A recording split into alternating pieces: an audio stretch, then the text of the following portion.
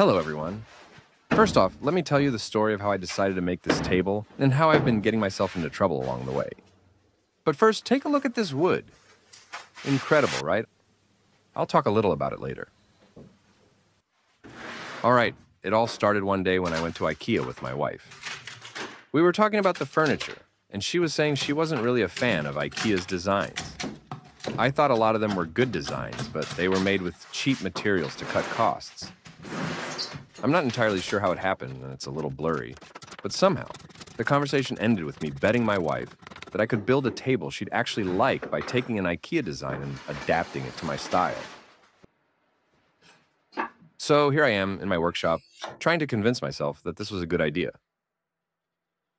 For this table, I decided to base it on this IKEA design called Docksta. At least the name isn't too hard to pronounce. The first thing I'm going to do is cut all this wood into slices. I need slices in two different thicknesses, some about 4 centimeters and others about 10 centimeters.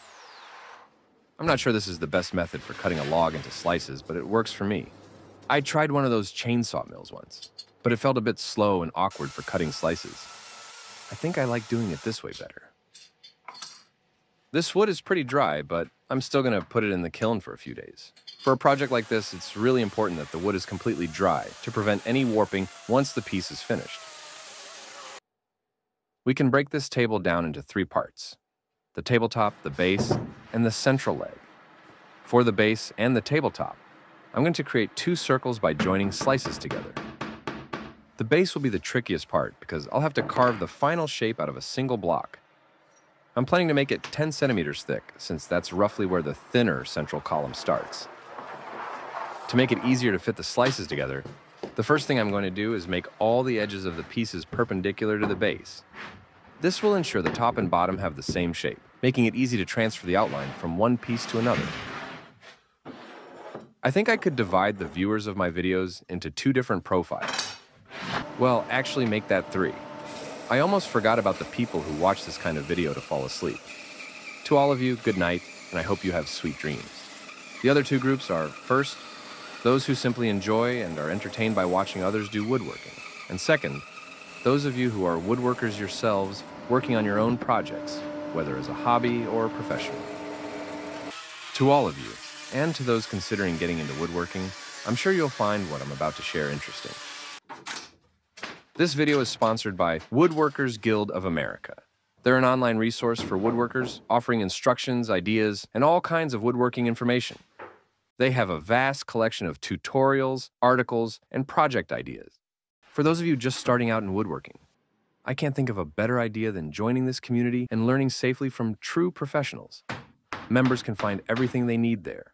It's also highly recommended for more experienced woodworkers and professionals. I've been in this world for many years, and I still find it incredibly useful.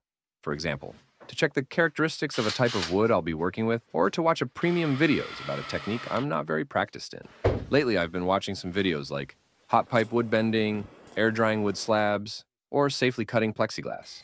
You'll find tons of inspiration at Woodworkers Guild of America.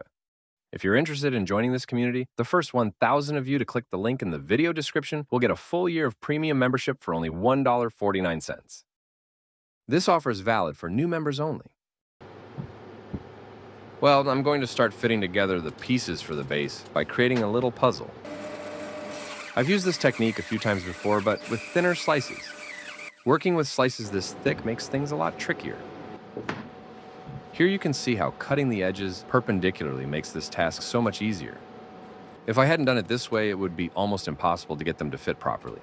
The bottom outline of one slice would end up drawn on the top face of the other, but the 2 top sides wouldn't match, and neither would the 2 bottoms.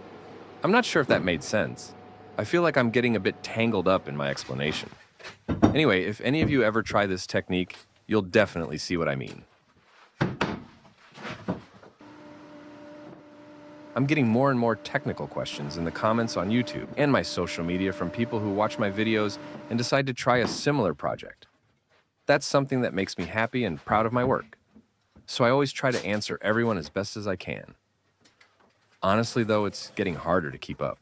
I just don't have enough time for everything, but even if it takes me a little longer to reply sometimes, I'll keep doing my best to make sure no question goes unanswered.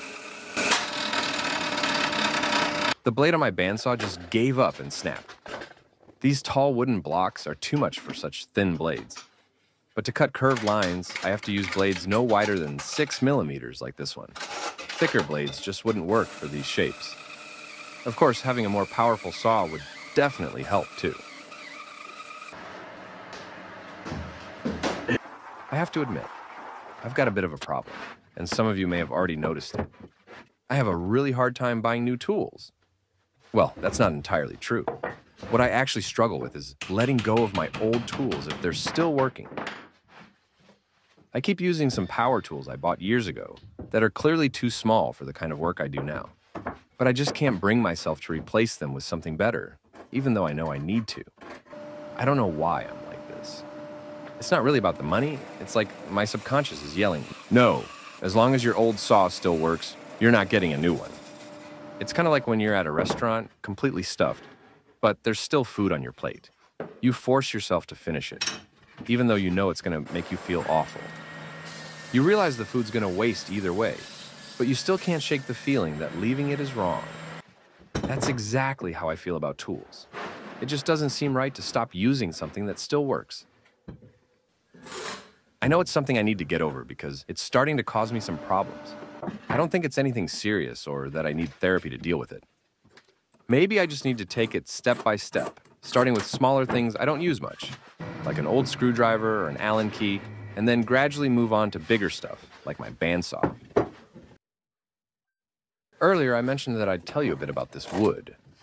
Even if you're not exactly sure what type of wood it is, many of you probably already know it's spalted wood. In this case, it's spalted beech, which is pretty common in the area where I live. Spalted wood is wood that has been affected by a fungus, creating unique visual patterns like dark lines, discoloration, or strong contrasts in the grain. This effect can be managed and used as long as it's caught before the wood loses its structural integrity. If the process isn't stopped in time, the fungus can rot the wood and make it unusable. With this wood I'm working on, there are already some areas that are too soft, so I'm trying to remove those spots and keep only the healthy sections. If there's any compromised wood left in the end, I'll need to stabilize it before applying the finish. I've finally finished joining all the pieces to create a surface big enough to cut a circle for the tabletop's final size. Like I mentioned, I'm basing this table on an IKEA design. I'm keeping the exact same shape, but I've decided to scale it down a bit and turn it into a side table instead of a dining table. To keep the shape and proportions right, I'm reducing all the measurements by a third. For example, the original table is 75 centimeters tall, so mine will be 50 centimeters. Those of you who follow me and have watched a few of my videos probably think I'm a bit repetitive because I say this almost every time, but I really think it's worth emphasizing. In my opinion, the two most important things when working with epoxy are, first, making sure the resin doesn't stick to the mold. I usually use packing tape for that. Second, and even more important, is sealing the mold properly. Epoxy is a master at leaking, and trust me, you don't want your workshop floor covered in the stuff. For the walls of my form, I used 1mm acrylic sheets, and to keep them in the shape I want, I attach small pieces of wood to the base. To seal it, the best option is regular silicone sealant, the kind you use in the bathroom. Years ago, when I first started working with epoxy, I had a few leaks, and besides the mess it makes in the workshop, it can cost you a lot of money. Epoxy isn't cheap. But I have to admit, I've learned from my mistakes, and it's been a long time since I've had a leak. So, the best advice I can give to anyone new to this is that it's worth taking the extra time to seal everything properly. For the base piece, I'm making a form just like the one I made for the tabletop. I also need a piece of a log to make the central leg of the table. This wood needs to be thoroughly stabilized with resin since it can't have any soft spots.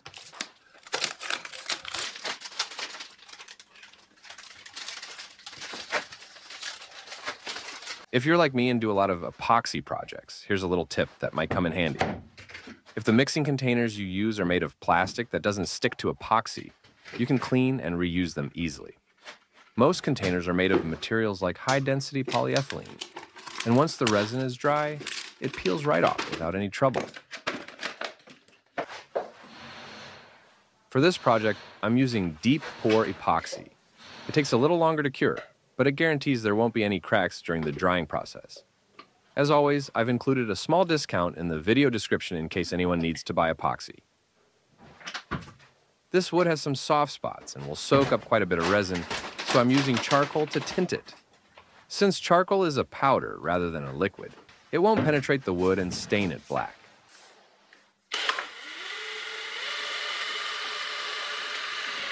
Since I started this project, there's been this persistent thought in my head that I can't shake, and I think I'm going to have to do something about it. I'm worried about getting into some kind of legal trouble with IKEA for using one of their designs. I have no idea how intellectual property rights and those things work. At first, I thought there wouldn't be a problem since I'm not taking their design and using it to create products and sell them in bulk. I'm just going to use it for an entertainment video. But I don't know, I have a weird feeling about it. I think the best thing to do is try to reach out to IKEA and let them know what I have in mind. I'd rather be sure. I wouldn't feel great getting sued by a big multinational company over this. I found an email address where they supposedly handle all these kinds of matters, so I'm going to give it a shot. In the meantime, the epoxy has fully cured, and I can now take it out of the mold. When it comes to figuring out the technical aspects of building a table like this, my biggest concern is making sure the central leg is strong enough to support the weight of the tabletop. My idea is to stack 10-centimeter blocks on top of each other, but I'm not sure they'll hold without separating since the bonding surface is pretty small. I still need to think this through because I haven't decided exactly how I'm going to do it yet. I knew this wood was going to soak up a lot of epoxy, and that I'd need much more than it seemed at first since the gaps between the slices are pretty small, but I was surprised by just how much I ended up using. I did an initial pour, making sure all the wood was completely covered in epoxy. Well, when I came back to the workshop the next morning, all the epoxy was gone and I could see the base of the mold again. At first, I thought there was a leak and that the resin must have spilled onto the floor. But no, the wood had soaked it all up.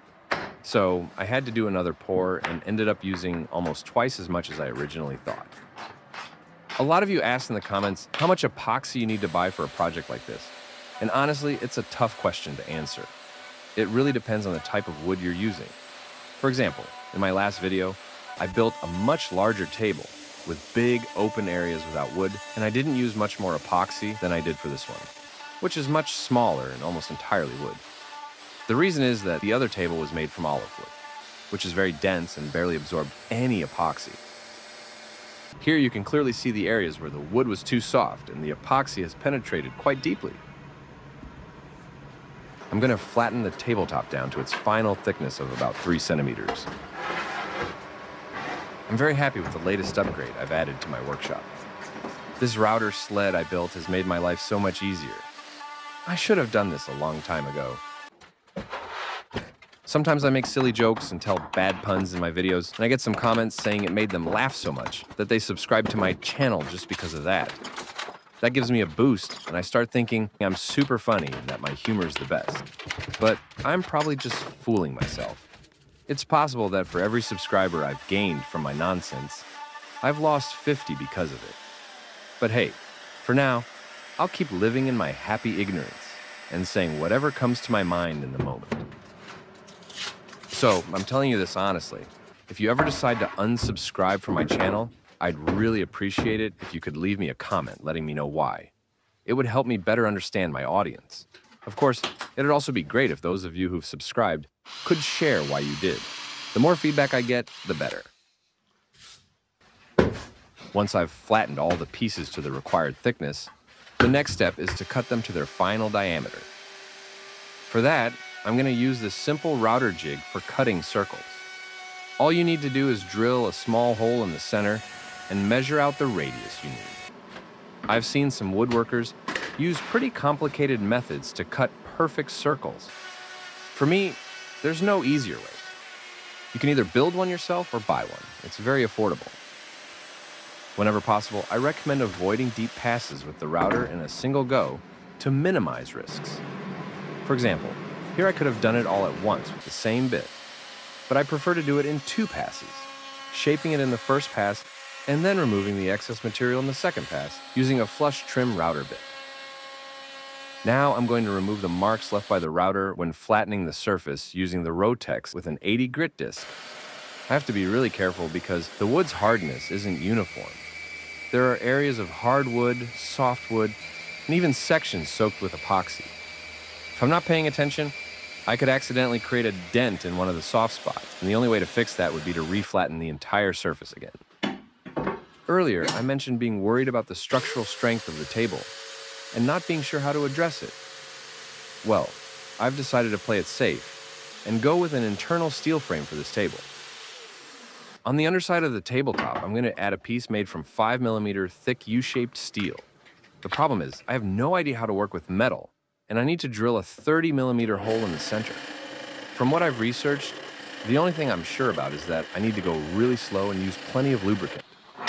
There might be some metal workers out there shaking their heads right now, but I'm really proud of my hole. In the meantime, I'm slowly but surely improving my welding skills. Today, I'm feeling optimistic, and I think I've earned a promotion on the welding skill leaderboard. Maybe I'm giving myself way too much credit, but hey, sometimes you don't have to be that modest. Plus, if there's one thing I've learned about working with metal, it's that an angle grinder can fix almost any mess. So, before I start shaping, I'm going to insert the steel cross into the piece I'll use for the base. Some of you might think I'm overdoing it with the steel structure for a table like this, and you're probably right. But hey, it's my project, my decision, and my time to waste. Because who needs free time when you can spend 6 hours sanding a slab while rethinking all your life choices?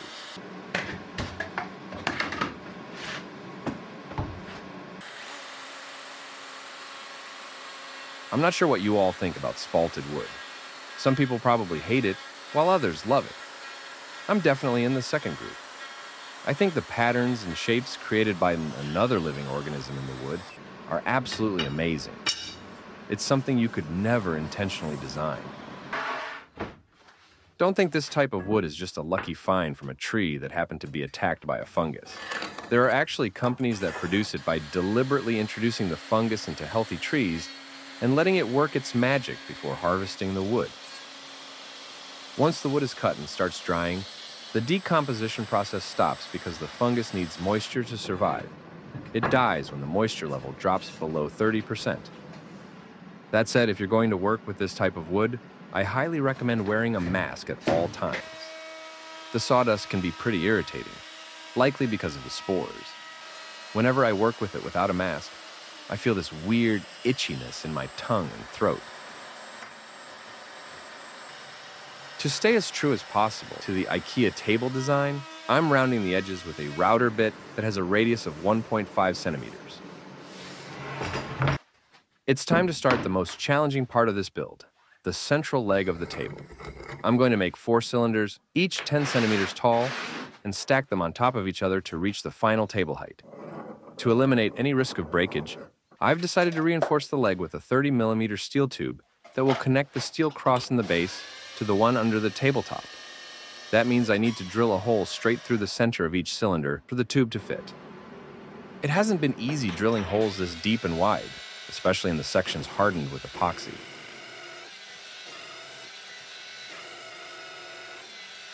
Yes, I know this would be 1,000 times easier with a lathe, but I don't have one, and buying one just to make this table would definitely be overkill. So I'll just have to make it work with what I've got.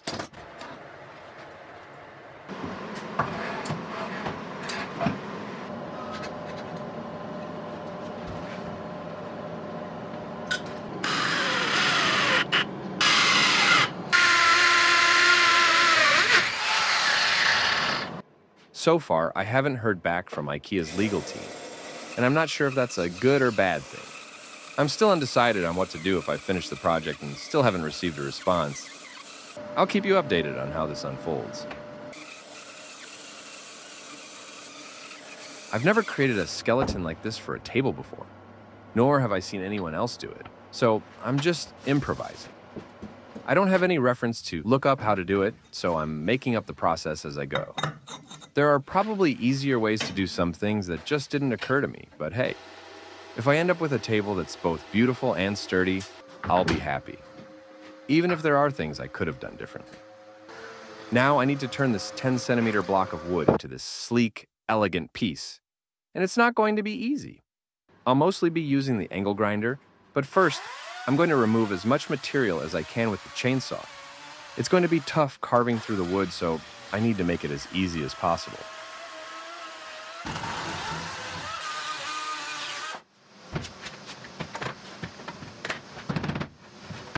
Before I start carving, I'm going to glue all the pieces that make up the base and the leg to the steel inner structure. For this, I'll use a 2-part epoxy adhesive. This type of glue is incredibly strong, and definitely the best option for bonding 2 different materials, like wood and steel. Plus, it sets completely hard in just 30 minutes, so you can start working right away.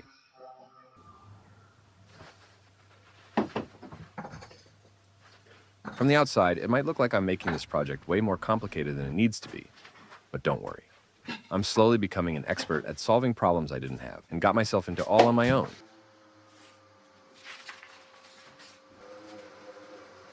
I made a cardboard template with the final shape the table needs to have, so I can work on it step by step until the wood matches that silhouette. I know it's not going to be easy, and I've got a good few hours of hard, messy, very messy work ahead of me. But, like I said, I got myself into this, so it's up to me to get myself out of it.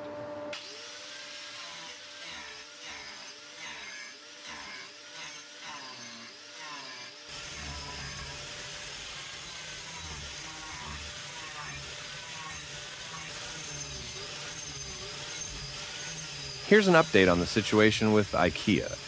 Honestly, there's not much to say. They still haven't responded.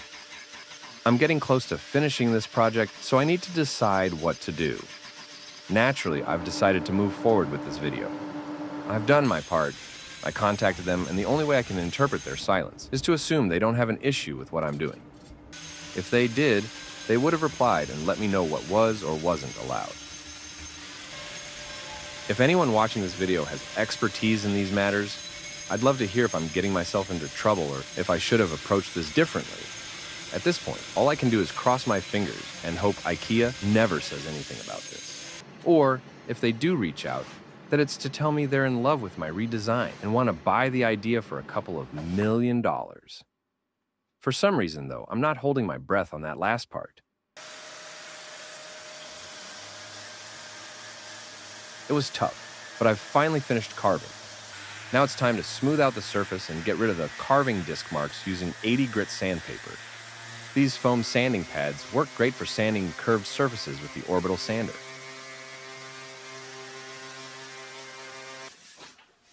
Finally, it's time to take care of the tabletop. There are a few areas with soft or slightly porous wood, so I'm going to stabilize them with quick curing epoxy. Working with such irregular wood is definitely challenging, but I believe the final result will be well worth the effort. For now, I don't think I'll list this table for sale on my website, but feel free to check in case I've changed my mind after posting the video. That said, if someone's absolutely in love with it and determined to buy it, you can always contact me to ask about it.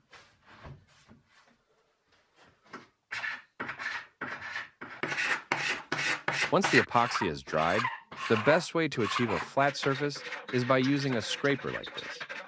Since it's a relatively soft wood, if you go straight in with the orbital sander, you could end up with depressions around the raised epoxy areas, making the surface uneven. After scraping off most of the raised resin, we can safely use the sander. I'll be sanding up to 180 grit.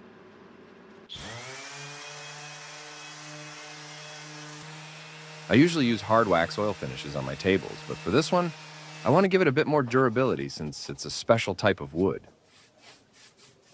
So I'm going to use a more resistant finish. I'm not a fan of polyurethane varnishes. I feel like they create a plastic-like layer over the wood. There's another option, though, between hard wax oils and polyurethane, water-based finishes. There are some that can give really great results, not quite as natural as oils or waxes, but they don't completely eliminate the wood's texture either.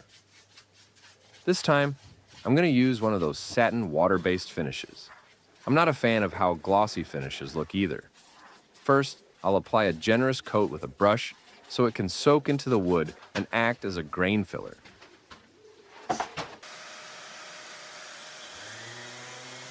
Once it's dry, I'll sand it with a 400 grit disc before applying a second coat with the spray gun.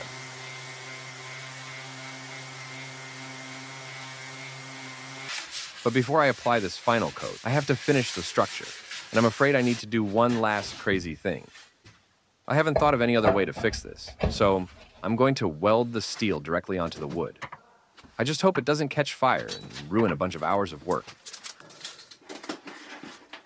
Don't worry, I've got everything under control. I'm going to protect the wood from the sparks with this highly sophisticated cardboard setup.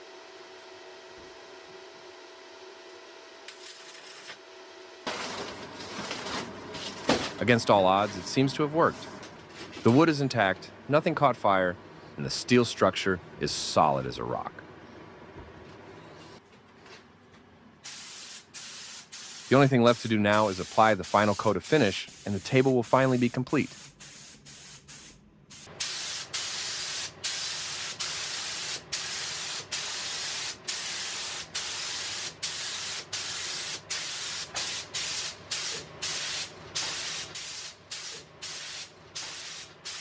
Personally, I love how it turned out.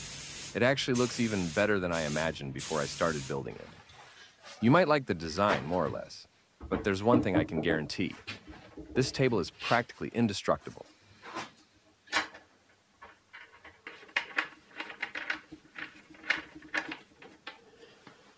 I hope you enjoyed watching the video. See you next time.